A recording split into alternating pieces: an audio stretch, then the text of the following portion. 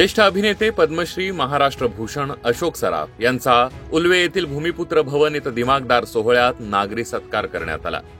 यमुना सामाजिक शैक्षणिक संस्था शेलघर यांच्या सौजन्याने आयोजित करण्यात आलेल्या या कार्यक्रमाला राजकारण, समाजकारण आणि कला क्षेत्रातील अनेक मान्यवरांची उपस्थिती होती।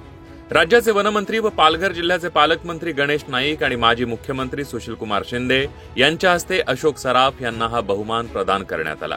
याप्रसंगी खासदार सुनील तटकरे, माजी खासदार रामशेठ ठाकूर, ज्येष्ठ अभिनेत्री निवेदिता सराफ यांचीही विशेष उपस्थिती होती। यमुना सामाजिक शैक्षणिक संस्थेचे अध्यक्ष व कार्यक्रमाचे आयोजक महेंद्र घरत यांनी या सोहळ्याचं उत्कृष्ट आयोजन केलं होतं। मराठी चित्रपट सृष्टीतील योगदानाबद्दल अशोक सराफ यांच्या कार्याचा गौरव करण्यात आला। यावेळी बोलताना मान्यवरांनी पद्मश्री महाराष्ट्र भूषण अशोक सराफ यांच्या अष्टपैलू अभिनयाची आणि रसिक प्रेक्षकांच्या मनातील त्यांच्या अढळ स्थानाची प्रशंसा केली।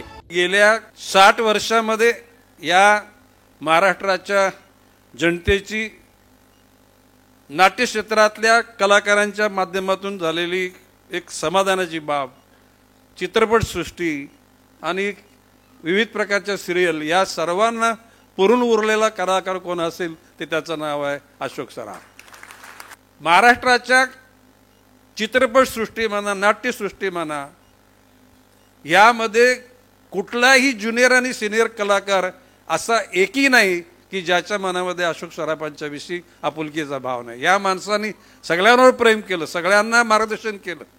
एकूण अशा एका अष्टपैलू व्यक्तिमत्व असलेला कलाकार, ज्याची कला सुद्धा म्हणजे दिशानं म्हणजे अशोक सराफांनी भूमिका न केली अशी व्यक्ती एका तुम्ही सांगा।